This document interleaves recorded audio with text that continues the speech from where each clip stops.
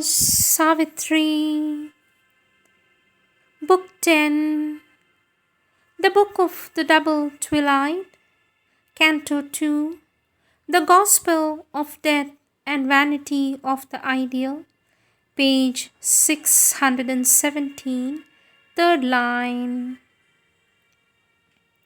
For something on its nascent breast was born, condemned to see and know, to feel and love.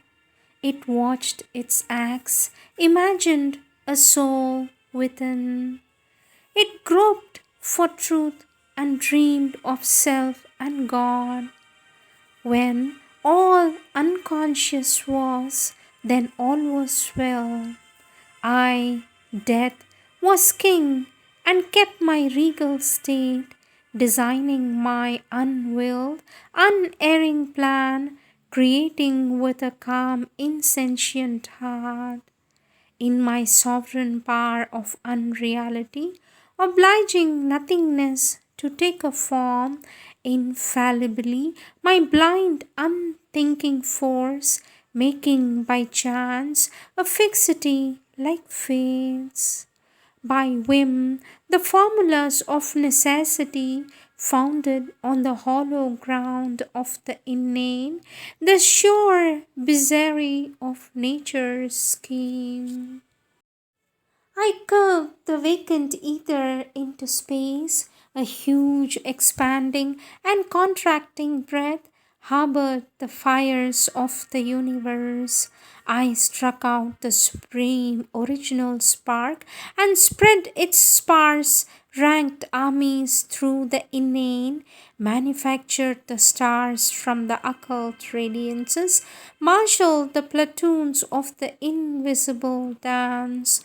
I formed earth's beauty out of atom and gas, and built from chemic plasm the living man. Then thought came in and spoiled the harmonious world. Matter began to hope and think and feel. Tissue and nerve bore joy and agony. The inconscient cosmos strove to learn its task. An ignorant personal God was born in mind, and to understand invented reason's law, the impersonal vast throbbed back to man's desire. A troubled rocked the great world's blind, still heart, and nature lost her wide, immortal calm. Thus came this warped, incomprehensible scene of souls enmeshed in life's delight and pain, and matter's sleep and mind's mortality, of beings in nature's prison, waiting death, and consciousness left in seeking ignorance and evolution's slow arrested plan. This is the world in which thou movest astray, in the tangled pathways of the human mind, in the issueless circling of thy human life, searching for thy soul and thinking God is here. But where is room for soul or place for God in the brute immensity of a machine? A transient breath thou takest for thy soul, born from a gas, a plasm, a sperm, a gene, a magnified image of man's mind for God, a shadow of thyself thrown upon space, interposed between the upper and nether void.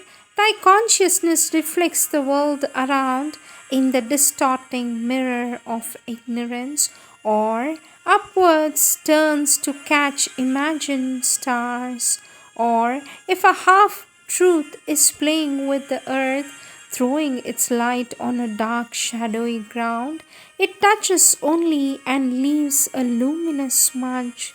Immortality thou claimest for thy spirit, but immortality for imperfect man, a God who hurts himself at every step would be a cycle of eternal pain.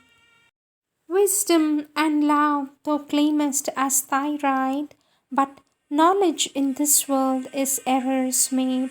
A brilliant procuress of nescience, and human love a posturer on earth's stage, who imitates with verve a fairy dance. An extract pressed from hard experience, man's knowledge cast in the barrels of memory has the harsh savor of a mortal drought, a sweet secretion from the erotic glance, fluttering and torturing the burning nerves. Love is a honey and poison in the breast, drunk by it as the nectar of the gods. Earth's human wisdom is no great broad power, and love no gleaming angel from the skies. If they aspire beyond earth's dulled air, arriving sunwards with frail waxen wings, how high could reach that forced unnatural flight? But not on earth can divine wisdom reign, and not on earth can divine love be found. Heaven born, only in heaven can they live, or else there too perhaps they are shining dreams.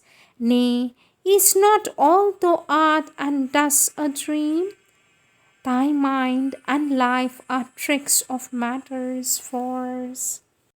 If thy mind seems to thee a radiant sun, if thy life runs a swift and glorious stream, this is the illusion of thy mortal heart, dazzled by a ray of happiness or light, impotent to live by their own right divine, convinced of their brilliant unreality. When their supporting ground is cut away, these children of matter into matter die. Even matter vanishes into energy's wake, and energy is a motion of all naught. How shall the ideal's unsubstantial hues be painted stiff on earth's vermilion blur? A dream within a dream come doubly true? How shall the will o' the wisp become a star? The ideal is a melody of thy mind, a bright delirium of thy speech and thought, a strange wine of beauty lifting thee to false sight, a noble fiction of thy yearnings made. Thy human imperfection it must share, its forms in nature disappoint the heart, and never shall it find its heavenly shape, and never can it be fulfilled in time. O soul, misled by the splendor of thy thoughts, O earthly creature with thy dream of heaven, obey, resigned and still, the earthly law. Accept the brief light that falls upon thy days. Take what thou canst of life's permitted joy. Submitting to the ordeal of fate's scourge, suffer what thou must of toil and grief and care. There shall approach, silencing thy passionate heart, my long calm night of everlasting sleep.